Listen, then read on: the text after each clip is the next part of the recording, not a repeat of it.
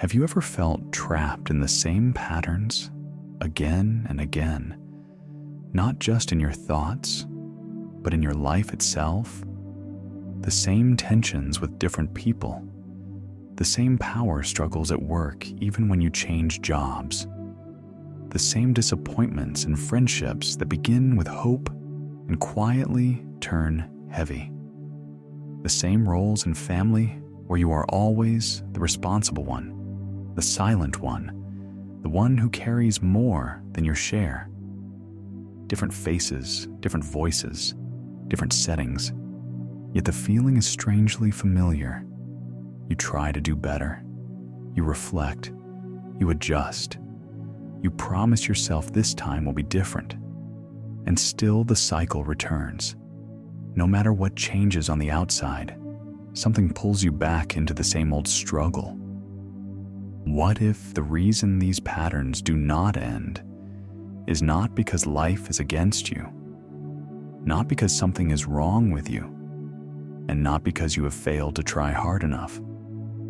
What if the cycle continues because it is still being fed, quietly, consistently, often without awareness? In the Dhammapada, the Buddha said, "Mano pubangama dhamma, manosetha manomaya." All experiences are led by the mind, shaped by what is repeatedly carried and enacted. When the same causes are maintained, the same results appear. But when the causes are seen clearly and no longer continued, the pattern has nowhere to go. This is not about struggle or resistance. It is about understanding. When understanding is complete, the fire that has followed you through work, relationships, family, and even your private moments is no longer fed. And when a fire is not fed, it does not need to be fought. It simply fades away. Freedom does not arrive later. It begins the moment you stop feeding the fuels. See the pattern within. Many problems appear across different kinds of relationships with friends, partners, colleagues, family, even strangers. The faces change, the voices change, the settings change, yet the same frustration arises, the same irritation, same sense of being controlled, dismissed, undermined, or triggered. A boundary crossed here, an expectation unmet there, and the familiar surge of tension rises again. Different circumstances, same reaction. Over time, these patterns accumulate, shaping the way life feels, heavy, repetitive, inescapable. To end these cycles, the first step is simple but profound. Notice the repetition as it arises. See it clearly for what it is. An observation with precision, because no habitual fire can lose its hold without your awareness. In the early teachings, the Buddha pointed to a profound insight. Whatever has the nature to arise also has the nature to cease. And seeing this clearly is essential on the path to liberation, because it reveals the conditions that sustain suffering and the conditions that allow it to end. The repeated patterns of life are not coincidences. They are consequences of previous habits, old attachments, and desires that have never been fully seen.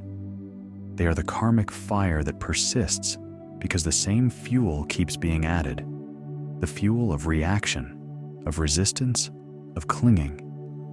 When you pause and notice how the same thoughts, emotions, and actions repeat across situations, you begin to interrupt the cycle.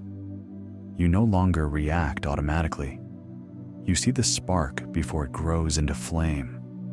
You recognize the pattern, the shadow that follows life. In that recognition, the momentum of repetition begins to soften. You gain understanding of the causes of these problems, the fuels that feed them, and how your own repeated reactions keep the cycle alive. With this awareness, the path opens. You can begin to withdraw the energy that has sustained the fire, and the habitual cycle can finally begin to die. For example, many of you may notice a familiar surge of being triggered when people question your opinion or challenge your authority. At first, it appears entirely external, as if the cause lies outside yourself. Yet, with careful reflection, you begin to see that the reaction arises from a deeper place, perhaps from past experiences of not being heard, or from a long-held habit of proving yourself to a caregiver in childhood.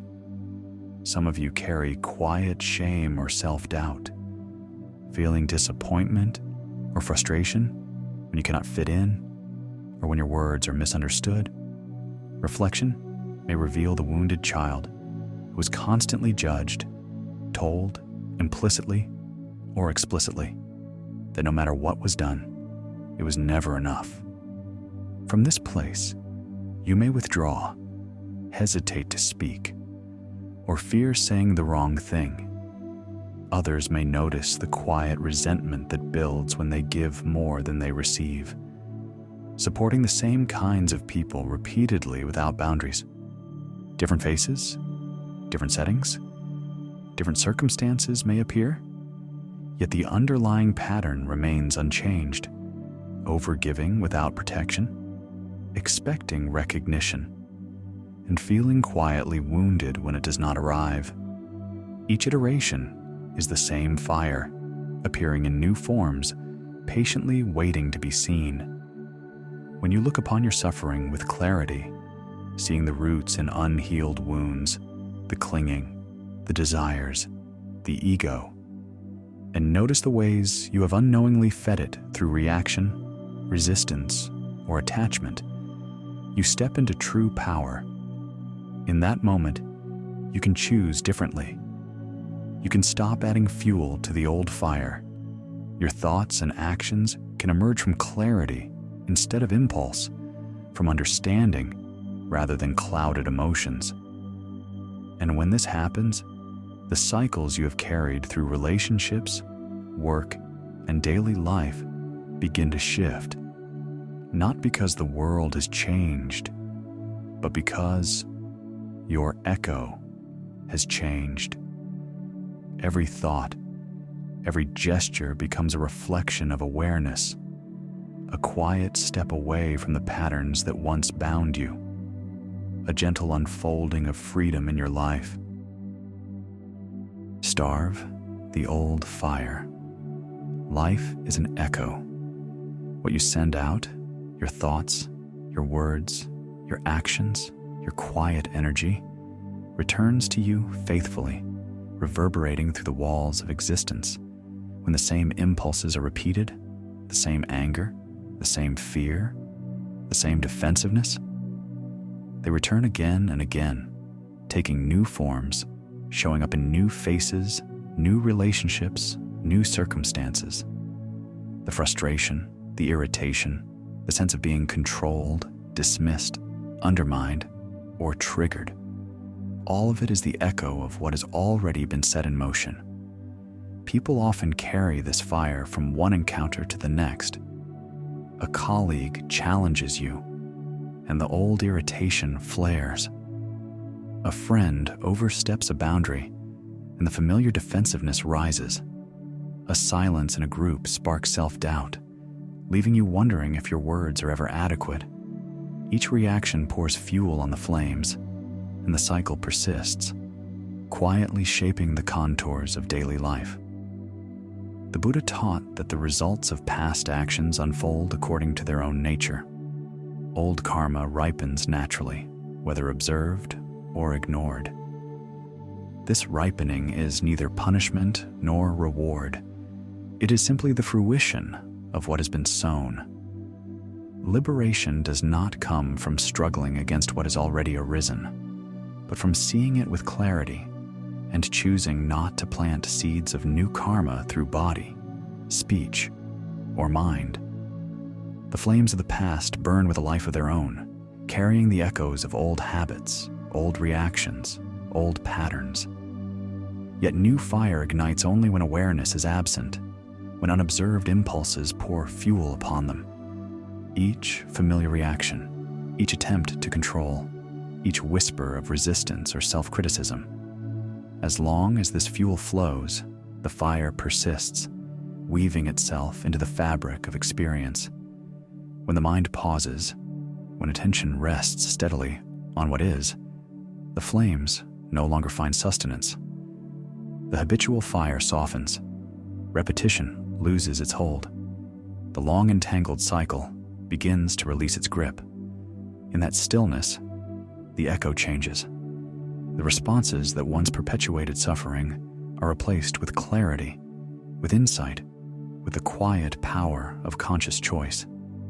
The fire is not fought, coerced, or extinguished by force. It simply loses its fuel, and in that absence, freedom begins to emerge. Subtle, undeniable, immediate. So when you stop bending over backwards to support others and begin setting boundaries rooted in self-compassion, the resentment starves. When you stop feeding the thought that you are not enough, recognizing that others are mostly preoccupied with their own lives and that no human is perfect, shame and self-doubt naturally dissolve. When you stop striving to prove your worth or seeking validation for your existence, the ego loses its grip, and the anger of being triggered fades away. You do not end suffering by pushing harder, by punishing yourself with self-blame, or by forcing others to change. You end it by realizing the quiet power of your own transformation, from sacrifice to integrity, from shame to shared humanity, from performance to presence, from defense to freedom. When you change your internal landscape, your thoughts, your actions, your presence, the world outside begins to shift as if by magic.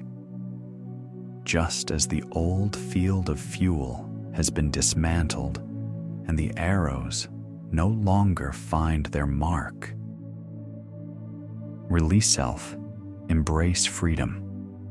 Suffering continues because the mind clings to identity.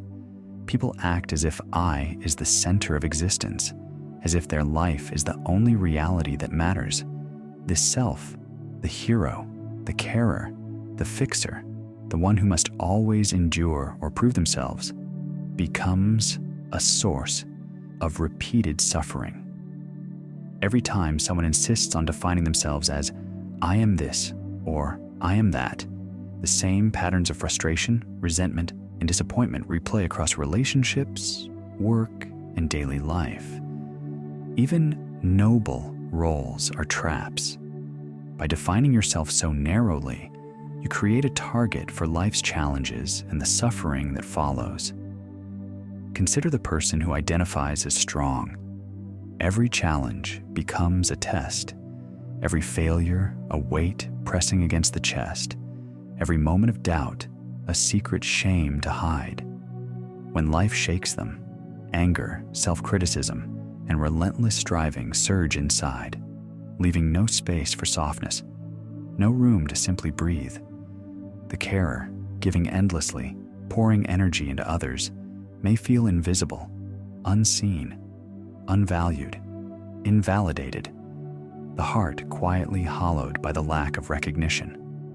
The moralist, who sees themselves as a beacon of virtue, clings to a sense of superiority tied to their morality. And when their values are rejected, ignored, or fail to be recognized, the self they leaned on trembles, leaving them unmoored, triggered, and lost.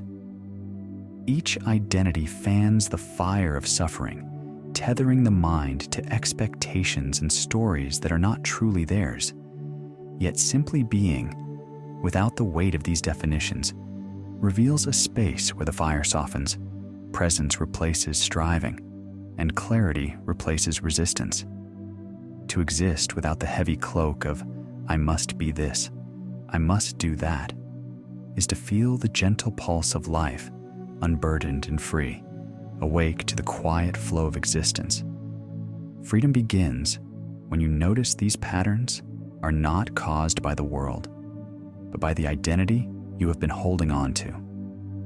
The colleague who triggers irritation, the friend who disappoints, the family member who pushes boundaries, all awaken the same old reactions because the mind feeds them from the story of self.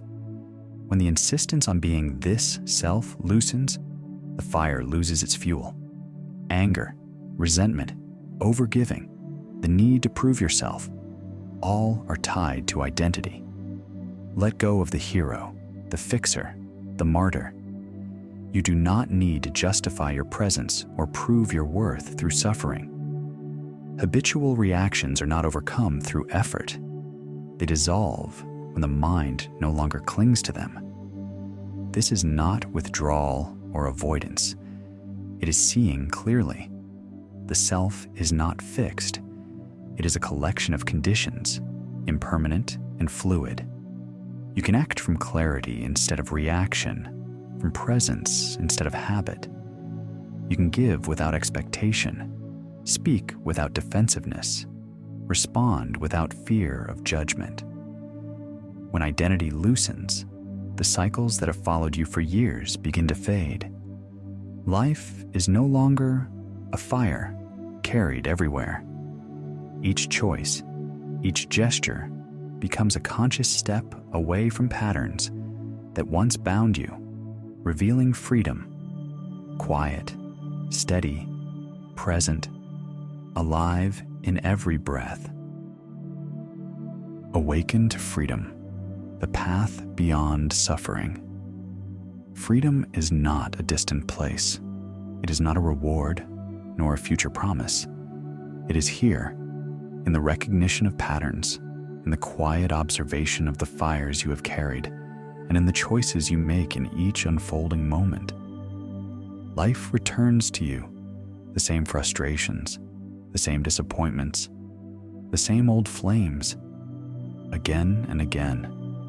At work, in relationships, in family, and even in the silence of your own mind, the echoes repeat. Different faces, different circumstances, different seasons of life appear, yet the familiar tension, the irritation, the sense of being unseen, dismissed, or undermined persists. This is not fate, nor is it failure.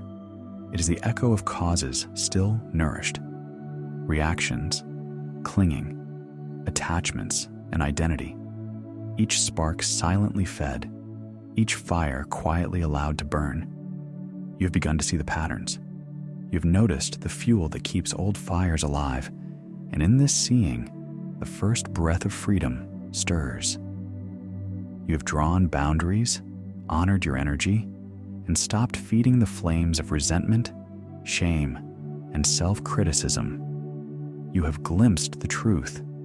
These fires do not arise from the world itself, but from the story you have held about yourself, the identity that insists on being hero, carer, fixer, or martyr. In releasing these identities, letting go of the weight of definition, the fires soften, the echoes shift, and the habitual cycles of suffering begin to dissolve. You may begin to question who you are now, but remember, you are enough. Do not build cages. Do not construct traps. Do not force yourself to be someone else. Simply be. Freedom is not elsewhere. It is now. Every choice, every pause, every conscious act becomes a step away from repetition, a gentle unfolding into presence, clarity, and insight. Each moment mirrors awareness. Each encounter offers a chance to respond from quiet power rather than habit. Life is no longer a fire carried from one moment to the next. Life begins to breathe with you, resonating not with the echoes of the past, but with the quiet clarity of conscious being. In this awakening, suffering ceases, not because the world has changed, but because your mind, steady and luminous, has. And in that stillness, freedom rises, subtle, undeniable, immediate.